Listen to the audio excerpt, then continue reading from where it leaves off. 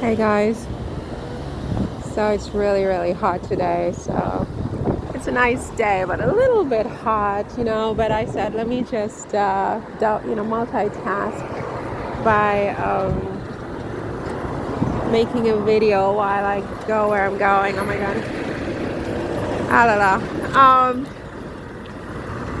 So Andrew, so apparently King Charles is putting pressure on Andrew to vacate Royal Lodge, the home that he's lived in for the past 20 years or so. And I have a headache, you guys. I have a headache. Lots of different things going on. It gave me such a bad headache this morning. And I'm like, oh my God, I can't do this. But, I have to multitask. So I'm like, okay, do a video. But if I collapse in the middle of my video, don't forget I warned you in advance. My head is throbbing. Okay, so Andrew. Has been living in this house called Royal Lodge for maybe 30 years, 20 to 30 years. And after his fall from grace, his brother, Charles the Vindictive, Charles the Vindictive has asked Andrew to vacate the premises because apparently William wants the premises, and he wants Andrew to move to Frogmore Cottage, where the Duke and Duchess of Sussex, Prince Harry and Meghan once lived. They have done extensive renovations. So the place is in very good shape. And Charles wants, allegedly, all this is alleged, according to the Daily Beast. There's a major expose in the Daily Beast about it today. And so Andrew is refusing to leave. He's basically saying, look, I have a lease, a 50-year lease, and I'm not moving, And Charles allegedly is threatening Andrew, like, this can be tidy or it can be untidy, but either way, you've got to get out, okay? And if you don't, according to this article I just read in the Daily Beast, this is Charles, I'm going to cut your allowance, because Andrew gets an allowance from Charles. It's the kind of setup that Harry would have had with William. Harry and Meghan would have had with William, where once William is king, he would have full control over Harry's allowance, and he could decide, even if Harry were still living in,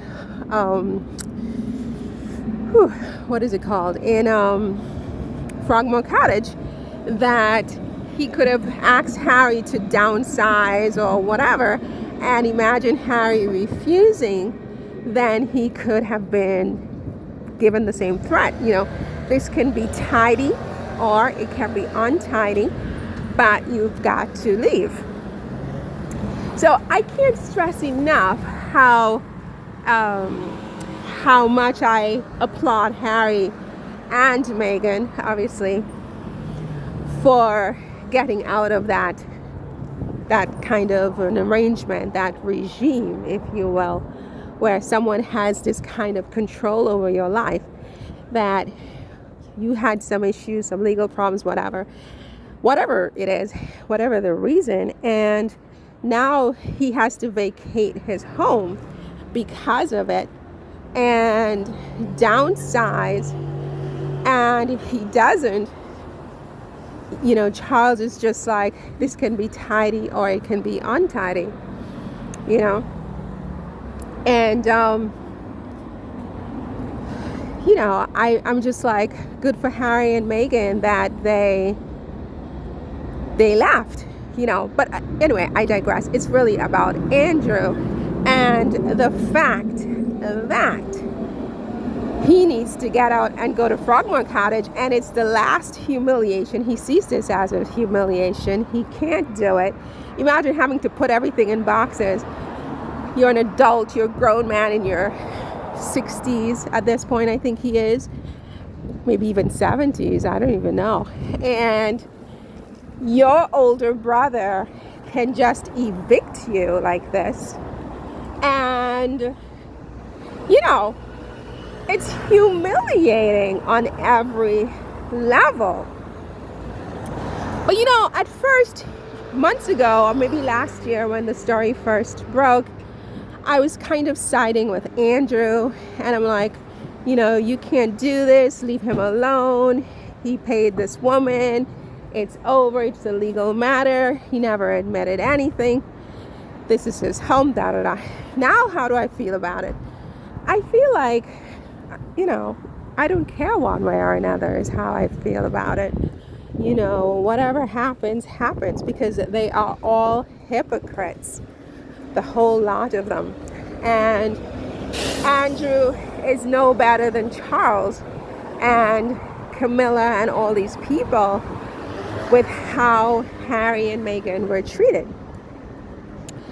And so I don't really care what happens to Andrew, as a matter of fact. It's just interesting to watch, to see whether it's true or whether the Daily Beast is full of it, because the Daily Beast also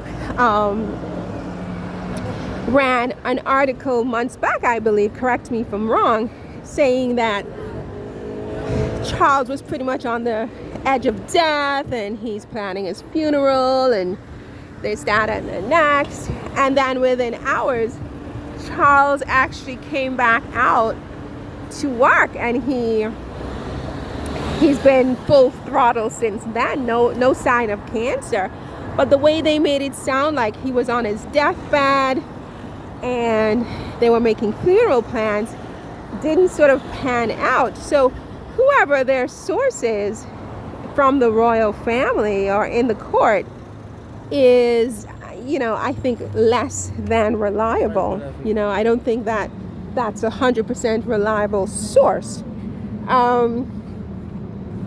You know, these people make things up, and quite often it's the opposite. And there may be an interest in the palace making it seem like Charles wants Andrew out, or Charles is trying to follow through on, you know, getting Andrew out. So, you know, it looks like he is a good king who has this, you know, setup of morality and this, that, and the next, which for me is all just a smokescreen at this point, right? So I don't really buy into any of it. When and if Andrew actually moves from his home to Frogmore or anywhere else, I believe it when I see it. Until then, it's just all conversation, really, and gossip, right? Because in the same article, it says that on Andrew's side, he's basically saying he's not going anywhere and he has a lease, and that he, you know, it's almost like he gave his own threat to Charles, that, you know, Charles wouldn't want to seem vindictive. And I would suspect that if Charles were to really try to evict Andrew, there's going to be some powwow.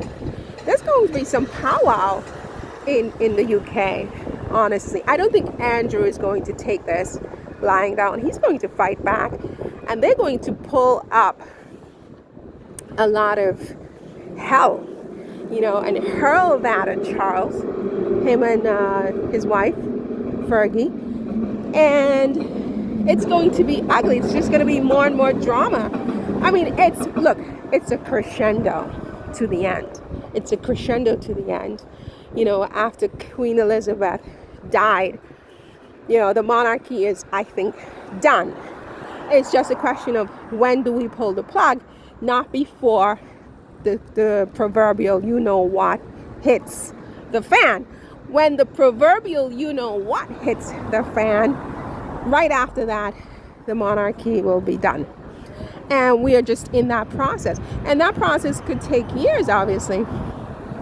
But if he tries to evict Andrew, it's just going to be ugly, and it's going to be part of the dramatic end of the monarchy, is what I think. On the one hand. On the other hand, I question whether this story is even true, whether Charles is really trying to evict Andrew, because I'm not sure that I'm convinced. What do you think? Do you think this story is true? Do you think that Charles is trying to evict Andrew?